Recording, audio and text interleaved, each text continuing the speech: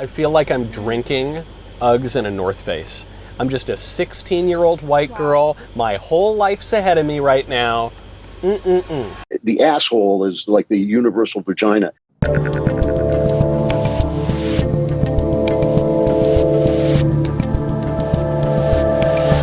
Now that, ladles and jelly spoons, is a cold open for you on a rough week. It is Friday. I'm Dave Rubin, and we have two of my favorite guests. We're just diving right in. Host of the Michael Knowles Show over on the Daily Wire, Mr. Michael Knowles.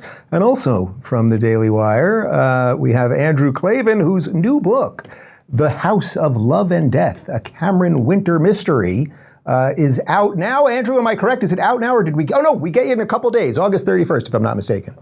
October 31st, right. But sorry. Available to pre-order right this moment. While we're talking, you could be pre-ordering. October 31st. You're not pre-ordering them. Guys, I don't know. It's been a very stressful week.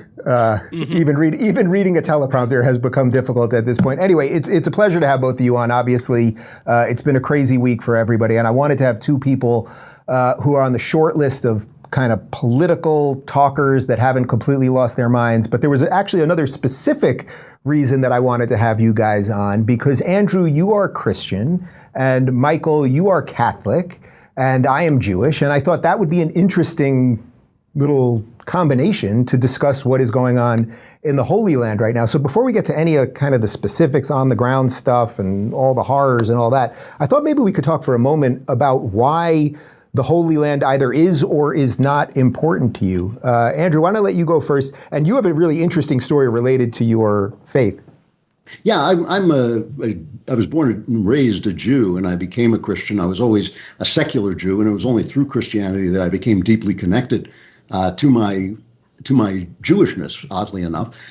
But I've never lost my sense of pride at being a Jew, and I've never lost my sense of connection to the Jewish people. And the one time that I was actually in Israel, I was struck by just the reality of the gospel scenes. I mean, one of the things that happens when you visit is you think, oh, those are the mountains that Jesus looked like. These are the places where his footsteps actually were.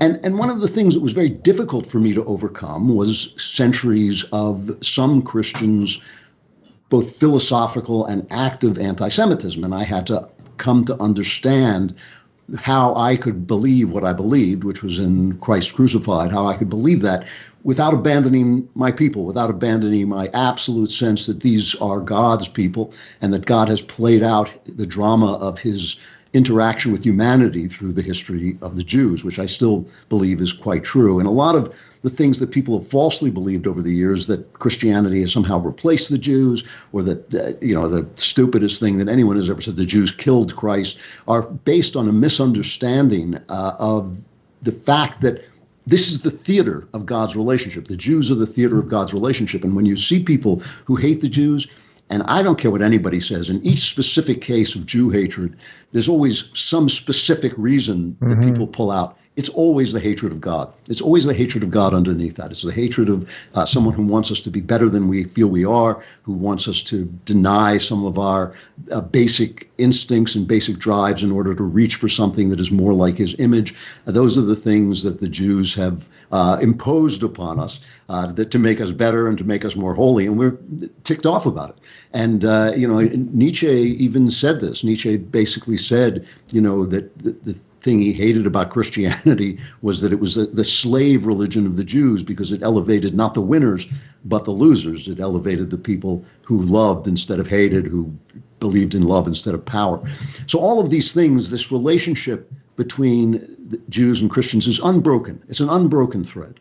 And at the best, I think Christians are able to say that they've been grafted on to this great history and have become a part of it. And you can tell they've become a part of it because now they're persecuted too.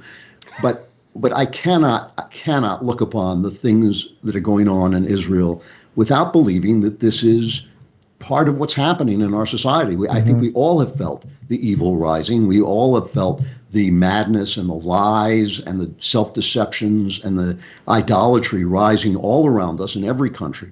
And that it should come out in bloodshed against the Jews shouldn't be any surprise at all. That has been happening now for centuries, and it will continue to happen, I think, until this history has its conclusion, which we all believe is going to be a happy ending, but not for a while. Michael, it's going to be tough to top your colleague right there, but I do want to say one thing quickly first, which is, Andrew, it's interesting you said that about, that Jesus took these steps in these hills, because I took my whole team to Israel about 6 months ago, and we were in Judea and Samaria, which is what is now known, unfortunately, as the West Bank. It's just the West Bank of the Jordan River, but it was Judea and Samaria, part of the eternal nation of Israel, where the Jews the Maccabees defended their land against the Greek invaders. It's the story of Hanukkah. And we had this tour guide who was walking around showing us it's those hills right there. And then I had this strange moment where I was like, wait a minute, this story of Hanukkah, we light the candles, you get some gifts, you eat something fried. And it's like, that story has been told for thousands and thousands of years, and you people seem to think that the Jews have nothing to do with this land. It's rather extraordinary. Knowles, now I'm going to let you try to beat Klavan somehow. Sadly, I've never even been to the Holy Land, but I was trying to explain to some friends why it is that we care about the Holy Land. We were previously talking about the war in Ukraine, and I don't really care that much about Ukraine. I don't want innocent people to suffer. I don't want to see injustice, but I don't feel any connection to Ukraine. I do feel a connection to the Holy Land, though I've never been there. Everybody feels some kind of connection to the Holy Land, whether they're conscious of it or not. And so that's why these conflicts can have such global consequences. Drew hit the nail on the head when he said that Christians view the story from the ancient Jews of the Old Testament up through today as a continuity. And so the word that keeps cropping up in these debates is over Zionism. What is the nature of Zionism? And the historical theological claim of Zionism is that because the Jews had the Holy Land thousands of years ago, then they were kicked out by the Romans in 70 AD. They still have a legal claim to the land. That's kind of the hard theological historical claim of Zionism. Christians generally do not believe that, because Christians view, and the church has traditionally viewed herself as the fulfillment of the Old Testament. The New Testament fulfills the Old predicts the new. So the church is the new Israel, Christ is the new Adam, Mary is the new Ark of the Covenant, Mary is the new Eve. So where does that leave the Jews?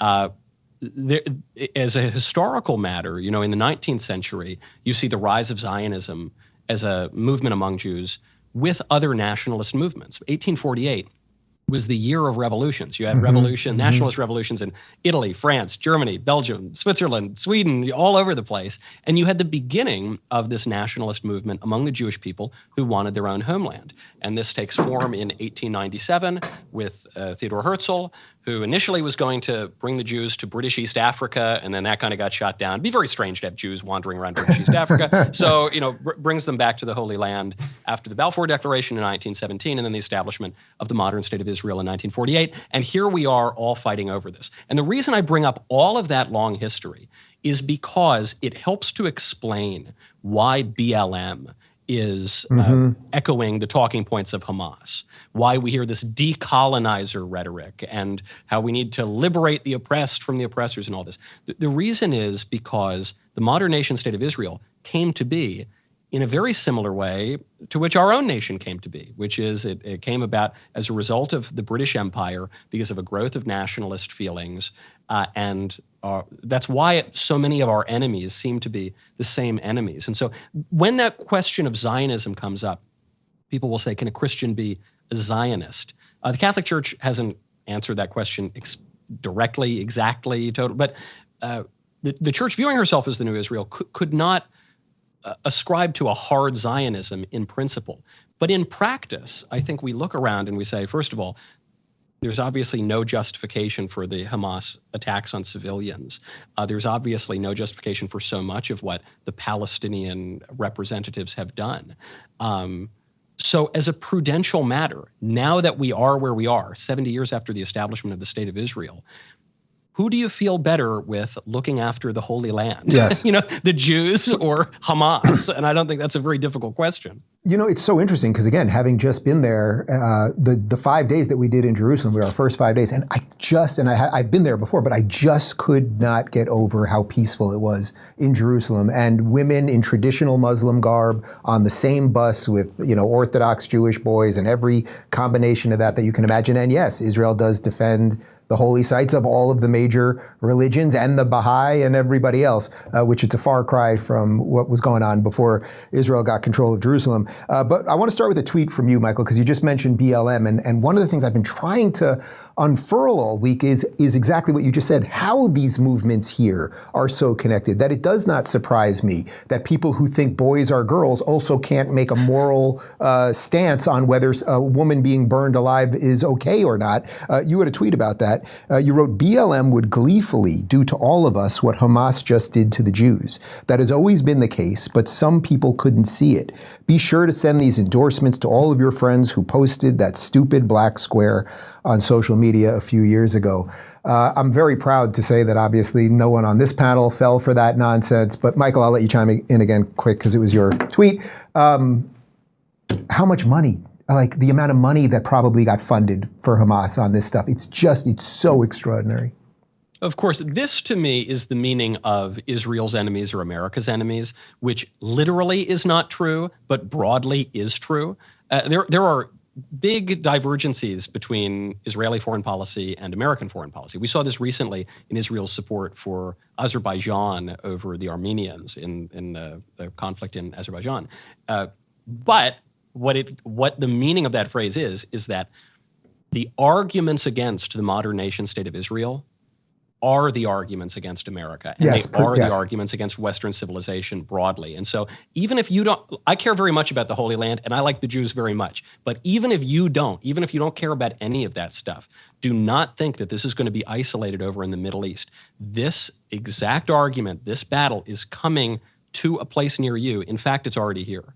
Well, that's the crazy thing. I mean, I'm watching these rallies. If you guys saw the one that looked like a modern Nazi rally in Dearborn, Michigan, with thousands of Palestinian flags being waved, and they're, praising Hamas and all that. It's like, do you guys think you're indigenous to the land that is the United States? They're telling you what they're going to do to the rest of us. Andrew, I suppose that doesn't surprise you that a radical left movement was going to ultimately be siding with people who were burning babies alive. You're a student of history, obviously. No, it doesn't surprise me in the least, and it doesn't surprise me that it's centered on Israel. All the rhetoric is so interesting because they call Israel an apartheid state, which is hilarious in a place where a Muslim can become and has become over 100 times a member of the Knesset, the Israeli parliament, where Muslims serve in equal status throughout the country, where Supreme Court. The Supreme Court, when the hour of prayer shows up, if you're walking down the street in Jerusalem, Muslims lay out their prayer mats, on the curb and start praying right there. Compare that to Iran, where the few remaining Jews are clinging to life, too poor to leave, and just hopeful that they're not being persecuted out of existence. Same thing is true of Christians in several Muslim countries. And then this thing about colonialism.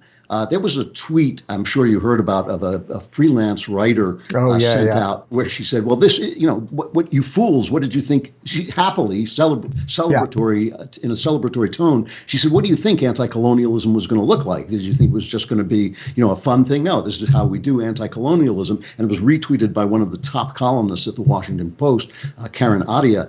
And the thing about colonialism, Israel is not a colonial country. If you think about it, major powers have colonies in smaller places. So France had colonies, England has colonies, Germany had colonies. Who are the colonizers in Israel? The Jews are indigenous people of that region and the only people who have a written record of having established a kingdom in that region.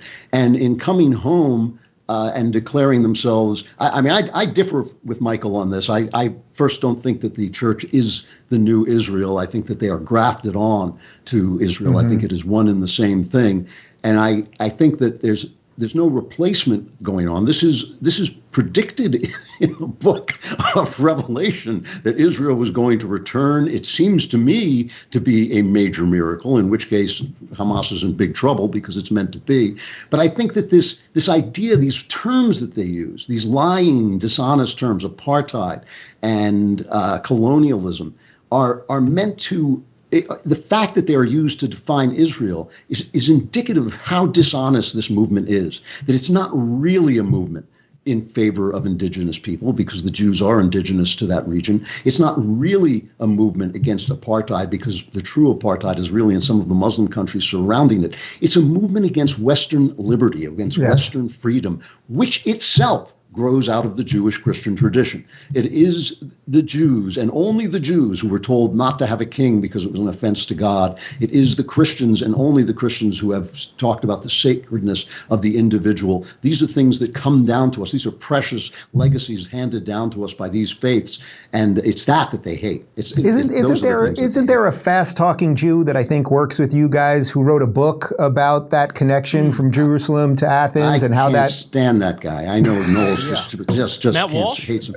Was it Walsh? I forget who it was. Some fast-talking Jew. I don't know. What? Yes, Matt great. Walshowitz, yeah.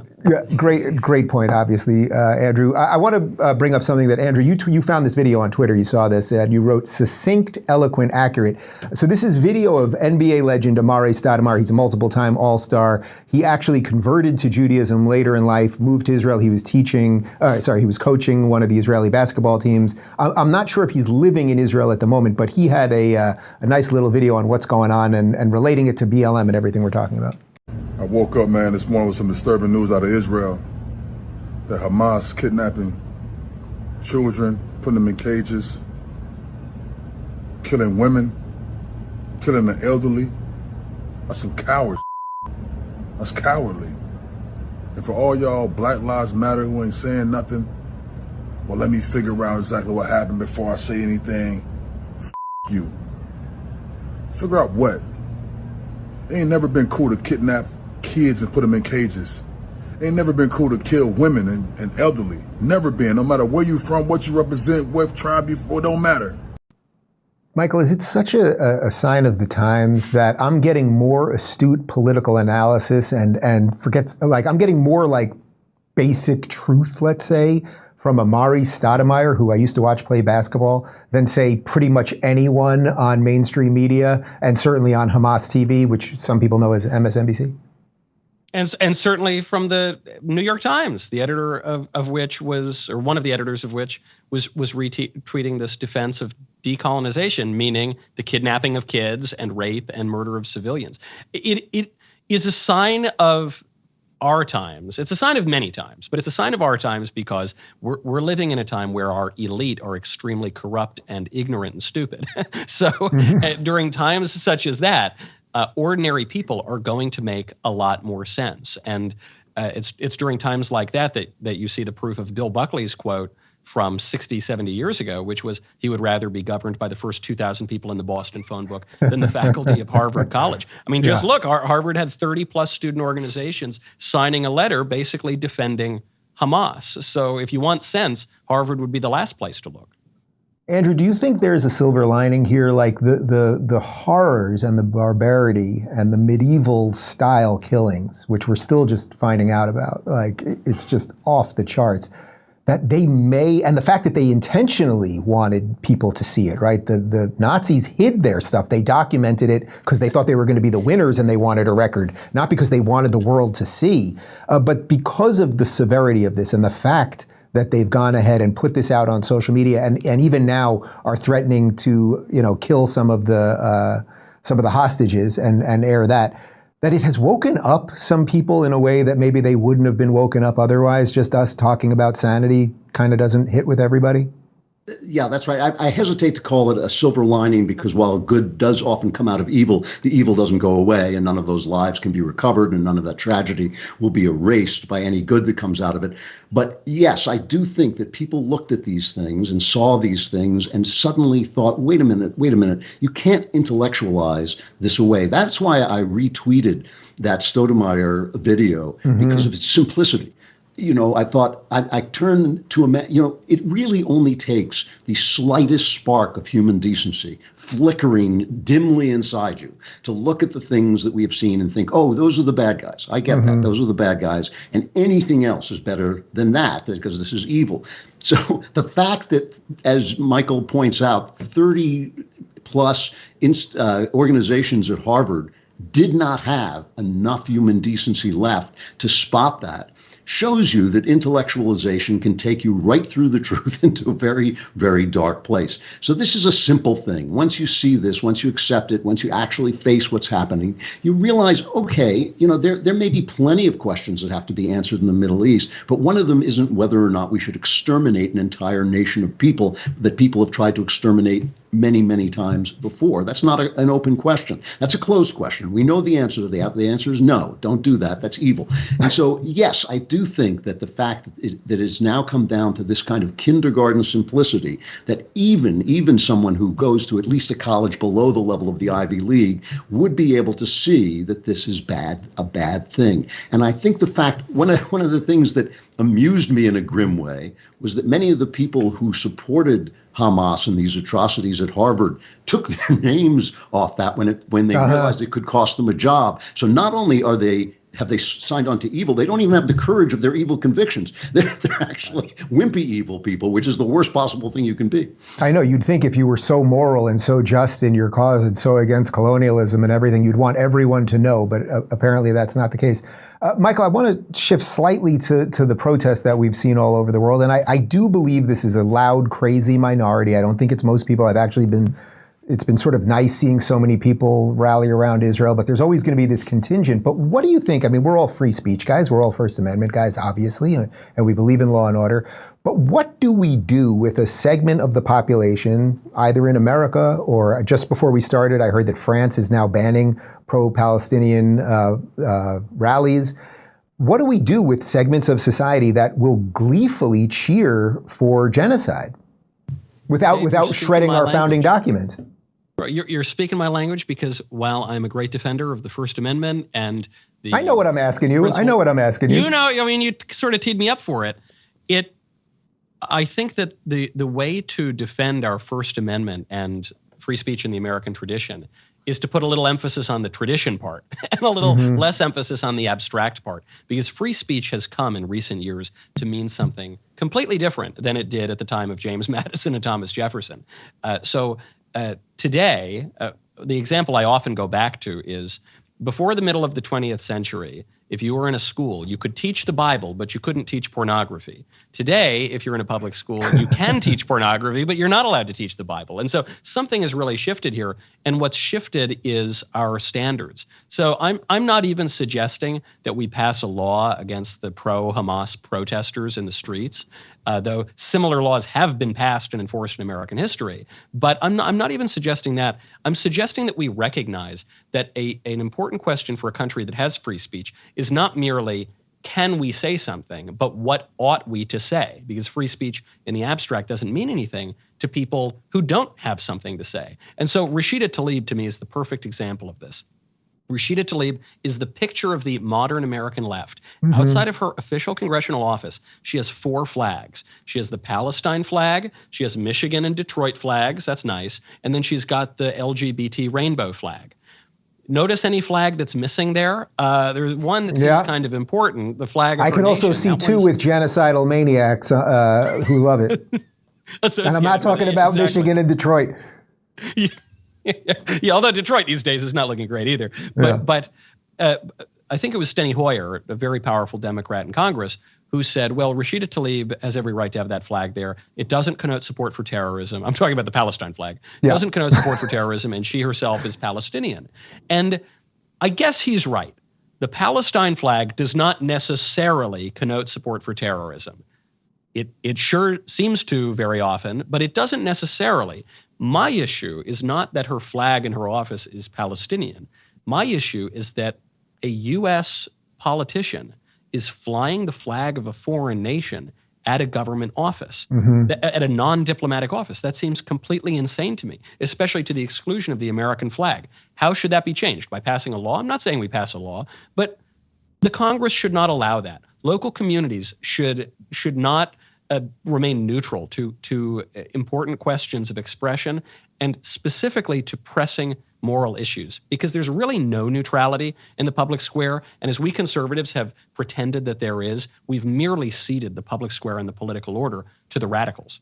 By the way, I'll go a step further than you. I mean, when we had Pride Month, which basically takes 364 days a year, I am completely against that invader flag being put up at any of our embassies or buildings or White House. Which at the White House they put it above the American flag, which also is a violation of certain codes. Like it's flag just code, yeah. The flag, certain codes, the flag code. Man, it's been a week.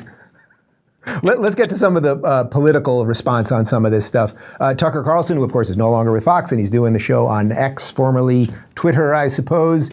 He was very critical of Nikki Haley on some of her comments responding to these attacks. So there's a lot at stake in how we encourage Israel to respond to the horrifying Hamas attacks. Wisdom and long-term thinking are essential, but you will not be surprised to learn that is not what we are getting.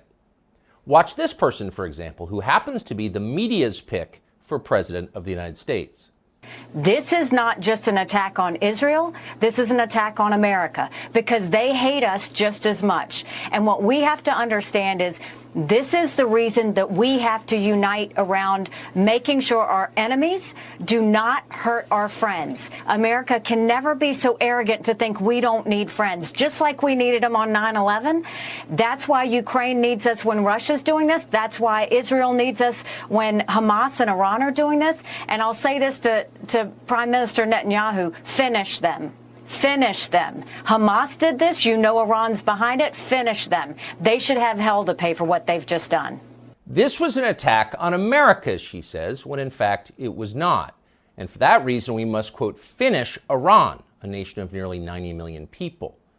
What are we watching here? This is not sober leadership. She's a child, and this is the tantrum of a child. Ignorant, cocksure, bloodthirsty. Yet no one in Washington scolded her for it. In fact, they aped her hysteria. I have to say, and it slightly pains me to say this, I'm really disappointed in Tucker right now. And Ben, that guy that we mentioned before over Ear Network, he really went off on Tucker, and I shared it. I think it was right. Look, I'm with you, Michael, especially on this one. The Ukraine thing, it makes no sense. We have poured money, and it's just insane. This is a completely different situation.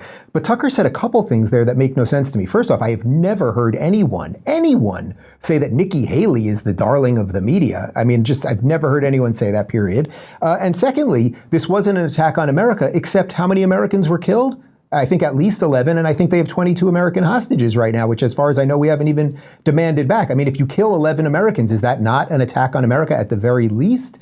That doesn't mean we just go in and bomb the place to high hell, but I think he's playing a bit of a duplicitous game here. Andrew, what do you think? Yeah, no, there's no question about it. First of all, you could tell from what Nikki Haley was saying that she wasn't saying finish Iran. She was saying finish Hamas, right. who is backed by Iran. So he willfully misunderstood her.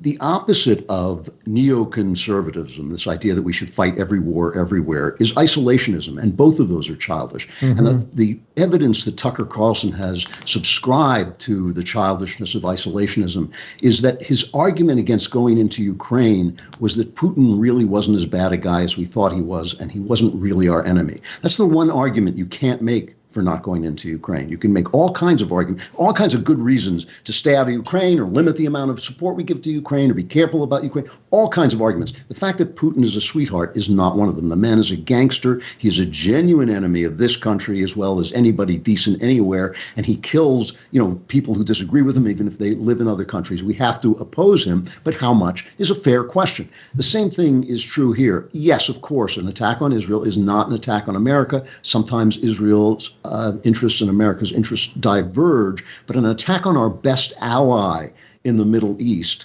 is a moment for reflection and consideration of what we should do. We don't have any other friends, any real friends in the Middle East except for Israel, and it is an important wedge that we have gotten into a very, very troubled area from which a lot of war tends to come. So I just thought Tucker, that was just bad reasoning. It was drum beating, and it was basically trying to stir up the America First crowd. I really was not thrilled with it at all.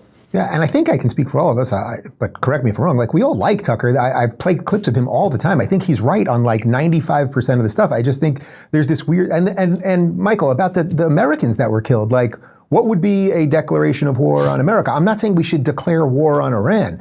I do agree with Nikki Haley that Israel has to do whatever it has to do. Everyone else is allowed to win a war, and they should win a war against the enemy that's trying to kill them. But what do you make of the oddness of not mentioning that, yes, a whole bunch of Americans were killed and are still captive right now? I'll go a little softer on Tucker Carlson, but I'll reframe it from Nikki Haley's comments, because it might well be the case she was talking about Hamas, not talking about finishing the Iranian regime. But other people like Lindsey Graham are calling. Well, so yeah, we'll get to that. We'll get to Lindsey in a second. Do you want me to play? Why don't I play the clip? Why don't I play the clip right now, and then you can address that? Sure. Yeah. Okay, so here's Tucker talking about Lindsey Graham and Dan Crenshaw. Here's fellow neocon Lindsey Graham just spelling it out and calling for the bombing of Iran. So I've been on the phone all day to the Mideast, and I've told our allies and people with connections to Iran, what I would do, I would tell Iran that if Hezbollah attacks Israel, we're going to come after you, the Iranians, and have a coordinated effort between the United States and Israel to put Iran out of the oil business by destroying their refineries. There are 4 major refineries in Iran. They're fixed targets. If Hezbollah attacks Israel, I would make Iran pay a heavy price. What exactly would happen to the United States if we declared war on Iran and started blowing up their infrastructure? Lindsey Graham has no clue what would happen. He hasn't thought it through. He's almost 70 years old and he has no children. He doesn't care. But neither, amazingly, do most of his colleagues in Washington. They're as reckless as he is.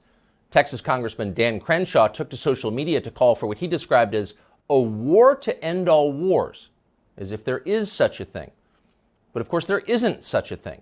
Wars beget more war. The bigger the conflict, the uglier and longer lasting the consequences.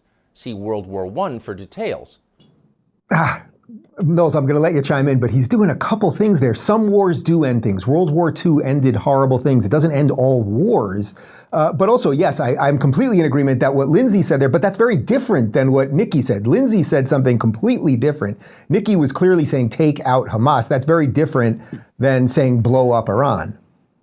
The connection between the two, I think, is why in many ways Lindsey Graham has the clearer argument on this, it's an argument that Israel's making, which is Iran is obviously behind the Hamas attacks. And so if you want to take out the problem, you've really got to weaken Iran. And so it's a case where regime change in Iran is clearly in Israel's interest. Regime change in Iran might be in the American interest, but I'm not totally convinced of that. And I'm not necessarily convinced of that right now, where so many recent regime change wars have not been in America's interest. Regime change in Iraq, regime change in Libya, regime change in Egypt. And especially when we're at this moment of we were already on the brink of World War III. I mean, the first major war in Europe since World War II. It should give us all a little bit of pause, especially as that conflict in which the United States is effectively a belligerent, because we're the only reason Ukraine can keep fighting, has brought Russia and China, 2 of our enemies, closer together. That's a little nerve-wracking. You see Xi Jinping already starting to saber rattle in the South China Sea and Taiwan. What would it mean if the United States declared war on Iran right now? You've already got Lebanon effectively entering into the war because Hezbollah is entering Israel from the north.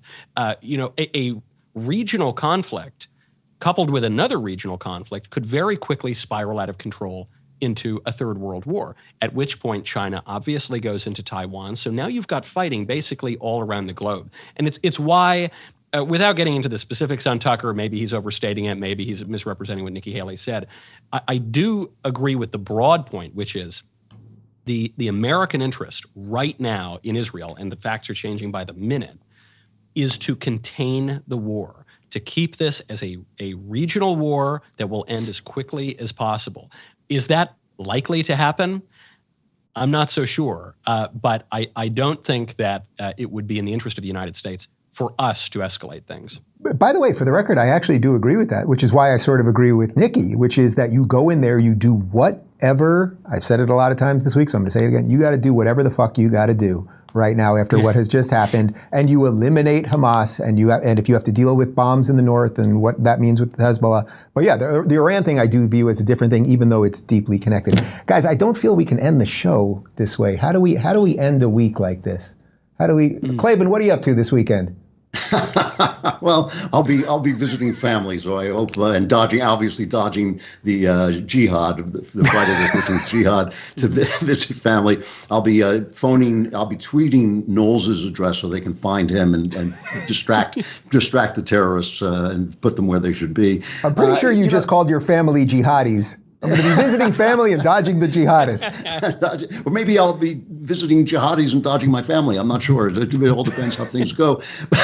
But listen, I think the important thing, you really are right about this day. The important thing is that, you enjoy every moment and enjoy the things that we have here, which are so amazingly great. Even now, at one of our lowest points in my lifetime, this country is still a great place to be. And remember the values that made it that way. And, we'll move on. Listen, there's always hope, and I am actually very hopeful that we'll pull through this. It's just going to be ugly for a while, and it's been set up to be this way by our weak and reckless administration, but hopefully that too will pass.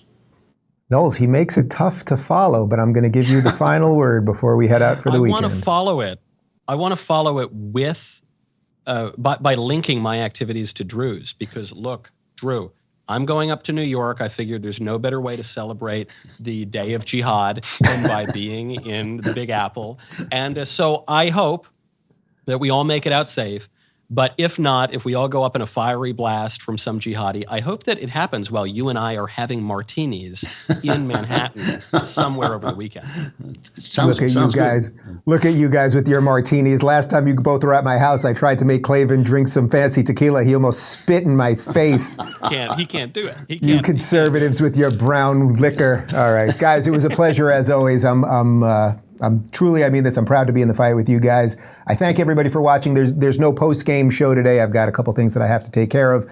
Part 2 with Megyn Kelly, who's also on that short list of talkers that make some sense, is up right now across platforms. And we'll cold close you with something decent for the weekend. I leave it up to my team. All right, ciao. I'm asked all the time, so Dennis, are you optimistic or pessimistic? And this is not only the answer I give people, but it's what I believe. But of course, I tell people what I believe, so I shouldn't have had to add that. But in any event, I say, you know what?